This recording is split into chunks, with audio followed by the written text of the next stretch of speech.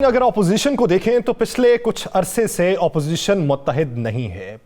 अगर पीडीएम का प्लेटफॉर्म देखें तो वहां पर भी खलल पाया जाता है। बहुत सी रंजिशें हैं, बहुत से एतराज़ात हैं, तहफ़्फ़ुज़ात हैं, शिकवे किए जाते हैं एक दूसरे से, लेकिन बज़ाहिर मुत्तहिद दिखाई देते हैं और बज़ाहिर वो एक इम्पैक्ट ऐसा डालना चाहते हैं कि हम अगर किसी जगह पर हैं तो हमारे साथ सभी हैं। पाकिस्तान पीपल्स पार्टी की शमूलियत के हवाले से बारहा सवाल किए जाते रहे। पाकिस्तान पीपल्स पार्टी पे तनकीद भी होती रही पीडीएम के प्लेटफॉर्म से, लेकिन जब मौलाना फजलुर रहमान से आज के दिन ये सवाल किया गया पाकिस्तान पीपल्स पार्टी की शमूलियत के मुताल्लिक, तो उनका क्या कहना था। इसके साथ साथ वजीर दाखिला का 23 मार्च की तारीख तब्दील करने का जवाब उन्होंने क्या दिया है, ये मुलाहिजा कर लें, फिर गुफ्तगू को आगे बढ़ाते हैं।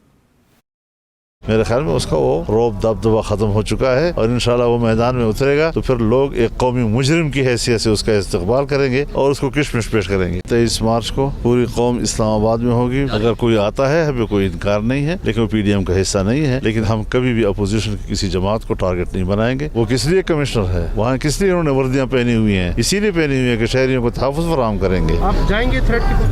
मैं बावजूद जाऊँगा, तय इंशाअल्लाह। जिंदगी मौत अल्लाह के हाथ में है, किसी के इंसान के हाथ में नहीं है। मैं भी हमले हुए हैं, लेकिन जब अल्लाह ने बचाया है तो बचाया। राना साहब, अगर बज़ाहिर देखा जाए जिस तरह आज पीपल्स पार्टी पे तनकीद ने की, इसका मतलब यह है कि तहरीक अदम एतमाद के हवाले से अभी भी कोई रमक बाकी है या फिर वो अवाम में बयानियां अभी तक मौजूद रखना चाहते हैं? देखिए, वो सिर्फ बयानिया की हद तक है। यासर, एक बात तो ज़हन में रख लें, मैं आपको बड़ी खबर दे देता हूँ, अंदर की खबर।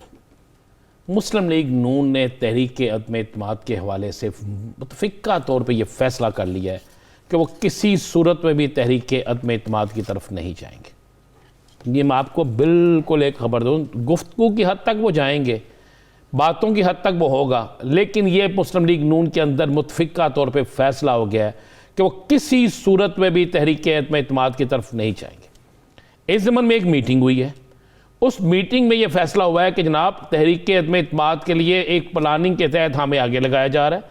हम आगे लगेंगे, तहरीक अदम एतमाद नाकाम होगी, हुकूमत मजबूत हो जाएगी, मुस्लिम लीग नून को सियासी तौर पर एक बड़ा नुकसान होगा और उसका फ़ायदा पाकिस्तान पीपल्स पार्टी उठाएगी। ये लफ्ज़ इस्तेमाल किया गया है कि उसका फ़ायदा पाकिस्तान पीपल्स पार्टी उठाएगी। उससे वहाँ पूछा गया पीपल्स पार्टी किस तरह उठाएगी, उन्होंने किस तरह उठाएगी कि पीपल्स पार्टी जो है वो बहुत से मामलात हुकूमत से तय कर चुकी है।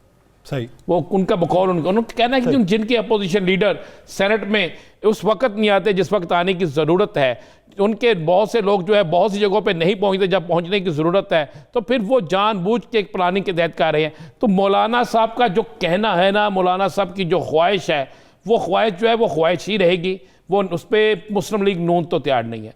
मुस्लिम लीग नून के अंदर ये मुतफ़िक़ा फैसला हुआ है। मैं फिर आपको बार बार कह रहा हूँ, देखिए मुतफ़िक़ा फैसला हो चुका है ये कि वो तहरीक अदम एतमाद की तरफ नहीं जाएंगे। हाँ, ये ज़रूर होगा कि वो तहरीक अदम एतमाद के हवाले से गुफ्तगू, तहरीक अदम एतमाद के हवाले से जितना शोर हो सकता है वो मचाते रहेंगे।